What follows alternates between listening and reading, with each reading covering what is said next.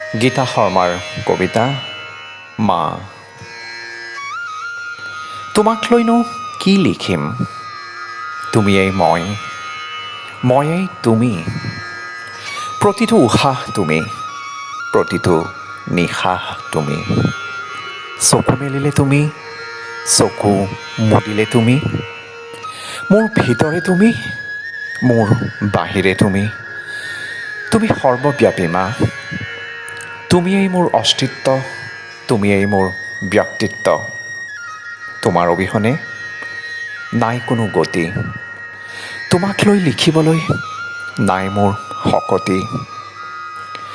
তুমি সীমাহীন, তুমি ৰুদ্ধহীন, অদ্বিতীয় তুমি।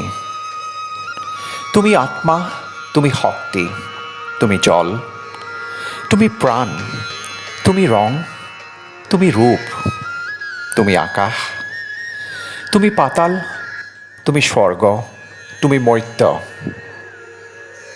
তুমি বৰ্ণনাবিহীন, তুমি অতুলনীয়, তুমি নৈসৰ্গিক, তুমি বিকল্পবিহীন।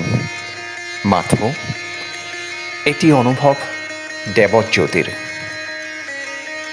তুমি মোৰ ঈশ্বৰ, তোমাক নমন মাতৃ, তোমাক নমন।